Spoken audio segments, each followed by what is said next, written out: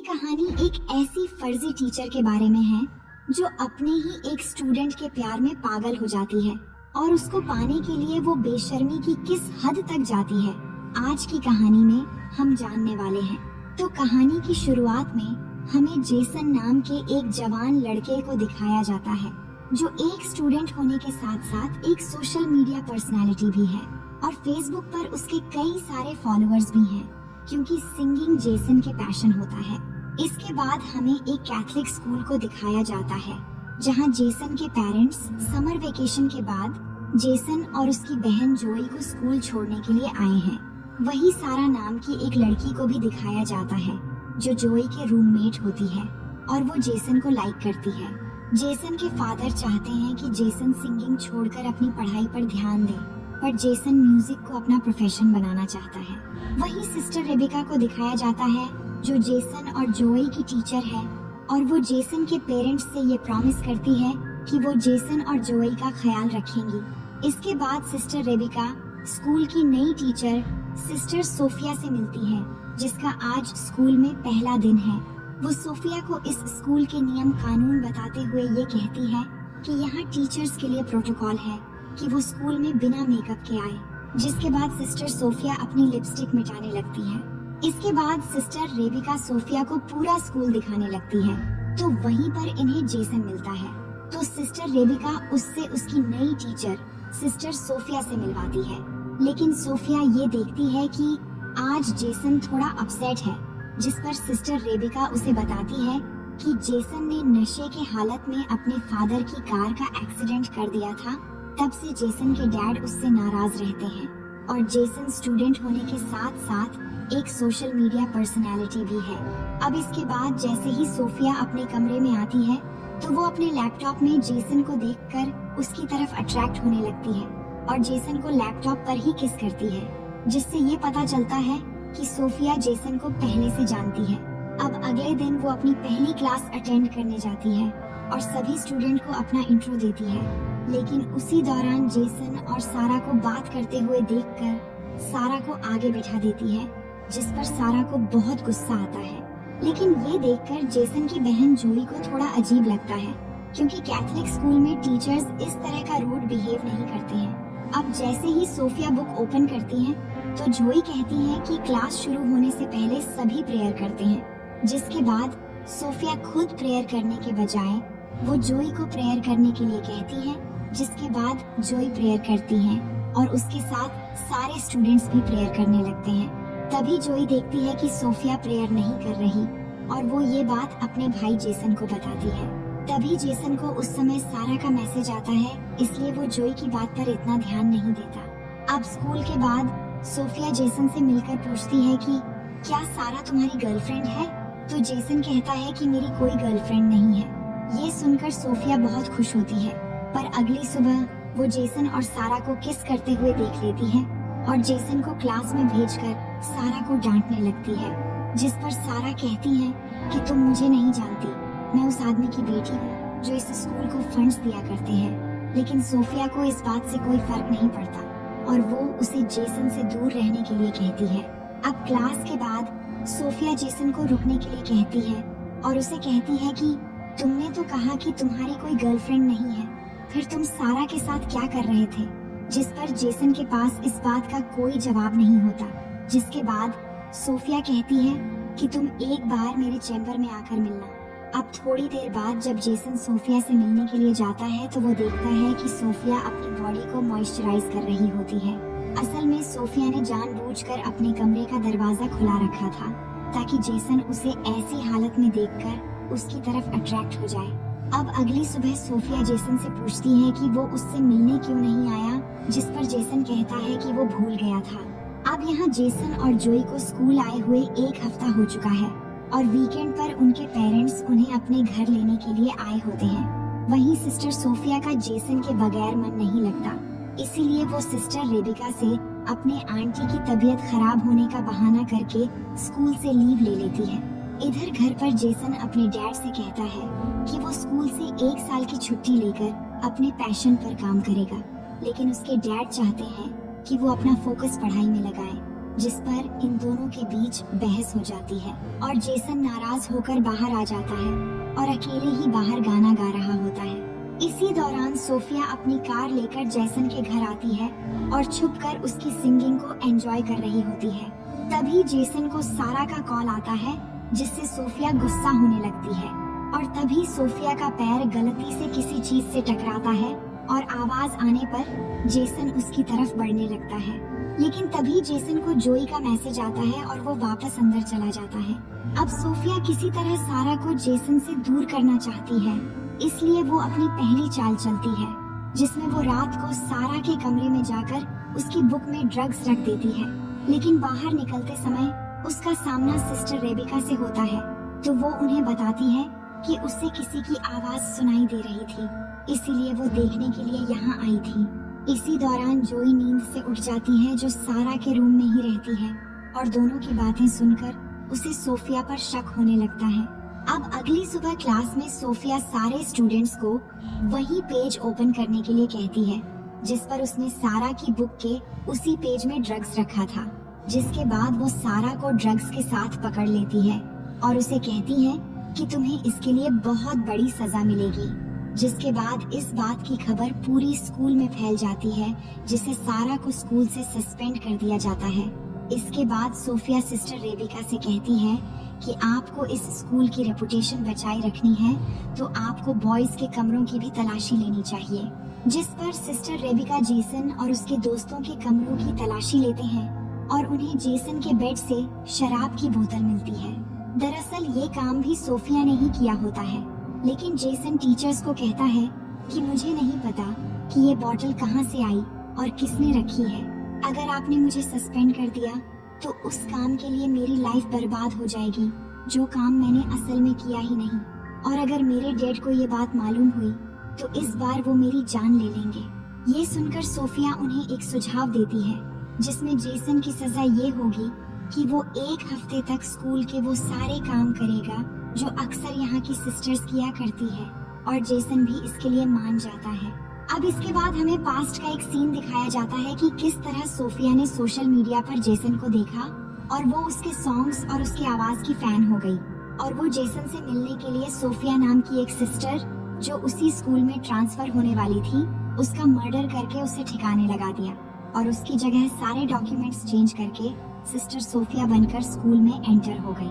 अब कहानी present time में आती है, जहां हम देख पाते हैं कि जेसन स्कूल के काम कर रहा है और पौधे लगा रहा है।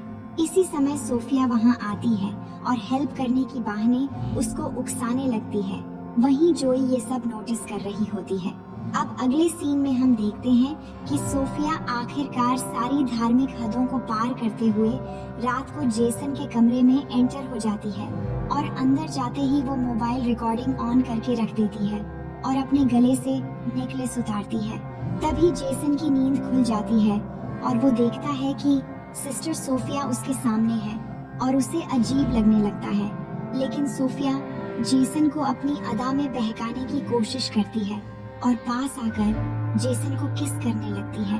लेकिन जेसन को डर लग रहा था कि ये सब पाप है और उन्हें ये सब नहीं करना चाहिए, पर सोफिया के मनाने पर वो उसकी बहकावे में आ जाता है और आखिरकार दोनों एक दूसरे के बिल्कुल करीब होकर इंटीमेट हो जाते हैं। अब अगली सीन में हम देख पाते हैं कि जेसन रिग्रेट होकर चर्च में जाता है फादर से इस बात का कन्फेस करने के लिए कि उसे एक बहुत बड़ा पाप हो गया है। अब वो जैसे ही फादर से माफी मांगने लगता है, तभी वो देखता है कि वहाँ फादर की जगह सोफिया है और वो उधर ही आकर उसके गोद में बैठकर उसे किस करने लगती है और एक बार फिर से दोनों वहाँ पर इंटीमेट होने लग जाते हैं। अब इस इंसिडेंट के हुए 1 हफ्ता गुजर जाता है और जेसन अपने घर चला जाता है, जहाँ उसे सारा का मैसेज आता है, जिसमें वो उसे रात की पार्टी के लिए इनवाइट करती है। वहीं सोफिया भी स्कूल से निकल रही होती है, पर तभी वो सिस्टर रेबिका को किसी और स्कूल के फादर से असली सोफिया के बारे में बात करते हुए सुन लेती है, जिससे उसको ये पता चलता है कि वो फादर असली सोफिया को बहुत पहले से जानते हैं। ये सुनते ही वो घबराकर कार की तरफ बढ़ने लगती है, लेकिन तभी सिस्टर रेबिका उसे देखकर कहते हैं कि तुम कहाँ जा रही हो। जिस पर सोफिया उन्हें अपनी आंटी की मेडिकल इमरजेंसी का बहाना करके वहाँ से निकल जाती है। अब उसी रात जेसन अपने डैड से कहता है कि वो सारा के घर पार्टी में इनवाइटेड है, लेकिन उसके डैड उसे जाने से मना कर देते हैं, जिससे इन दोनों के बीच हमेशा की तरह बहस हो जाती है। जिसके बाद जेसन अपने डैड की परमिशन के बिना ही सारा के घर निकल जाता है और वहीं सोफिया भी उसे फॉलो करती हुई उसके पीछे चलने लगती है।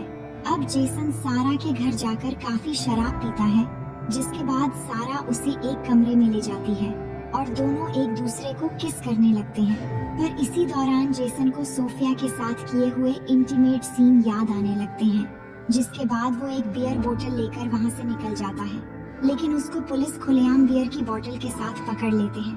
पर तभी वहाँ सोफिया आकर पुलिस को बताती है कि जेसन मेंटली काफी डिस्टर्ब है और उन्हें वो कन्विंस करती है कि वो जेसन को जाने दे, जिसके बाद सोफिया की बात मानकर पुलिस उसे जाने देती है। अब जेसन सोफिया से कहता है कि वो नशे की हालत में घर नहीं जा सकता, इसलिए सोफिया उसे होटल के एक रूम में ले जाती है। वहीं हम देखते हैं कि जेसन की माँ उसके डैड को ये समझाने लगती है कि उन्हें जेसन को उसके पैशन के लिए 1 साल का समय देना चाहिए, जिस पर जेसन के डैड मान जाते हैं और उसे घर वापस लाने के लिए जाते हैं। वहीं इधर जेसन को रूम में लेकर आने के बाद सोफिया अपने कपड़े उतारने लगती है ताकि दोनों फिर से इंटीमेट हो सके। पर जेसन को शक होने लगता है कि वो हर जगह उसे फॉलो कर रही है और वो कहता है कि हम दोनों ने आज तक जो भी किया वो वाकई में एक बहुत बड़ा पाप है और मैं इस रिग्रेट से बाहर नहीं निकल पा रहा हूँ और अब आगे से हम दोनों ये सब कभी नहीं करेंगे। लेकिन सोफिया कहती है कि हम दोनों के बीच काफी सिमिलैरिटीज है और हम दोनों के ही डैड हमें नहीं समझते और हम दोनों एक दूसरे से मिले ही इसलिए कि दोनों एक दूसरे के साथ रह सके। लेकिन जेसन सोफिया की कोई बात नहीं मानता और वो सोफिया को उधर ही छोड़कर चला जाता है, जिससे सोफिया को बहुत गुस्सा आता है। वहीं जेसन के फादर उसे ढूंढ लेते हैं और उसे कहते हैं कि उन्होंने कहीं न कहीं जेसन को फोर्स किया है और वो उसे सॉरी कहकर उसे एक मौका देने की बात करते हैं। अब अगले दिन सुबह जब जेसन और जोई दोनों स्कूल के लिए निकलते हैं तो सोफिया भी वहाँ होती है और वो उन्हें देखकर कार स्टार्ट करके जाने लगती है। तभी जोई उस कार को देख लेती है और स्कूल आकर उस कार को ढूंढ भी लेती है और नंबर के जरिए ऑनलाइन चेक करती है, जिससे उसे पता चलता है कि वो कार सोफिया के नाम पर ही रजिस्टर है, जिससे जोई को ये यकीन हो जाता है कि वो सोफिया ही थी जो उनके घर के बाहर ठहरी थी।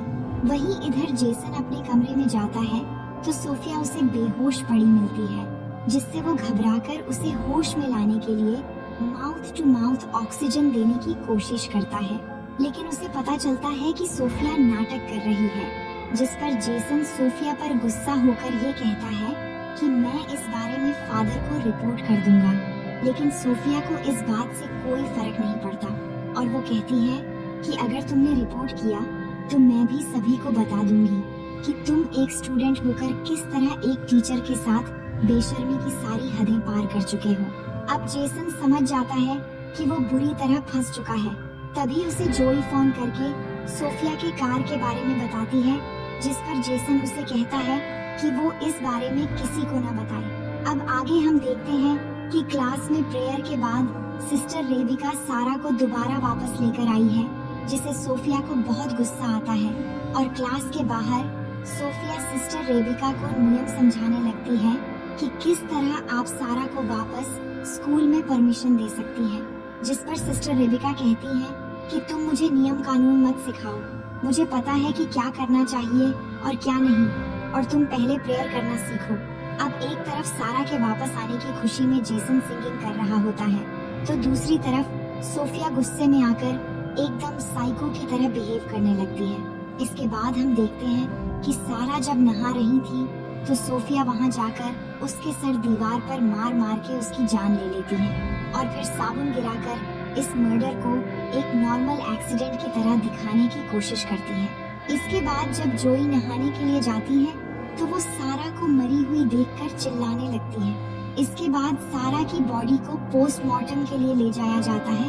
इसी दौरान सारा की लाश देखकर जोई ये कह रही होती है कि इतने सालों में शावर लेते समय कभी भी ऐसा नहीं हुआ। यहाँ कुछ न कुछ तो गड़बड़ जरूर हुआ है। अब अगले दिन चर्च में प्रेयर करने के बाद जब सोफिया बाहर आती है तो जेसन सोफिया से कहता है कि जरूर तुमने कुछ किया होगा, जिस पर सोफिया कहती है कि पुलिस ने इसको एक एक्सीडेंट डिक्लेयर कर दिया है और वैसे भी यहाँ कोई गुनहगार नहीं है और सबसे बड़े गुनहगार तो तुम हो जिसने एक नन के साथ संभोग किया है। ये कहकर वो उसे वो एमएमएस दिखाने लगती है जो उसने इंटीमेट होने के दौरान छुपाकर रिकॉर्ड किया था और वो कहती है कि अगर तुमने सारा के बारे में कुछ भी अपनी जबान से निकाला तो मैं ये एमएमएस सोशल मीडिया पर वायरल कर दूंगी।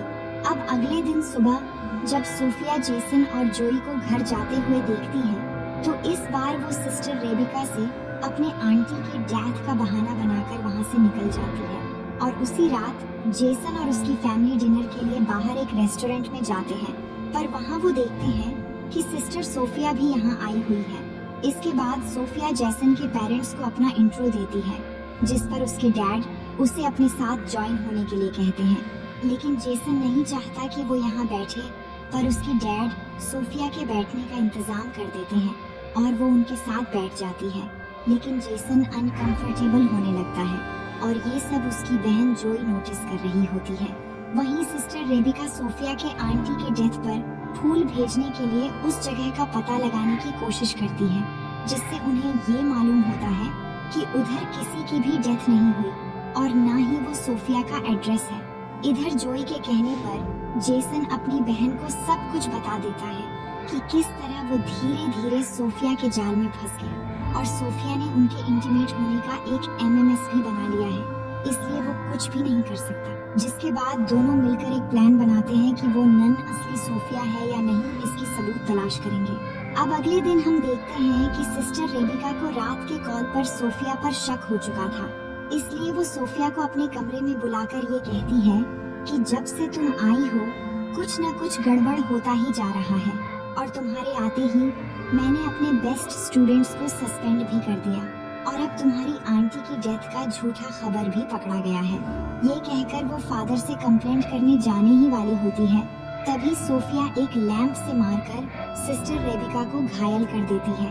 वहीं हम देखते हैं कि जेसन और जोई सोफिया के कमरे में पहुंच जाते हैं उसके खिलाफ सबूत ढूंढने के लिए, जहां जाकर उन्हें असली सोफिया का लैपटॉप मिल जाता है और साथ ही उस लड़की का लैपटॉप भी मिलता है जो सोफिया बनकर यहाँ आई हुई है, जिसका असली नाम लॉरा है। और वो देखते हैं कि उसने जेसन की कई सारे पिक्चर्स सेव करके रखी हुई है। ये देखकर वो दोनों समझ जाते हैं कि लॉरा पूरा प्लान बनाकर यहाँ आई है।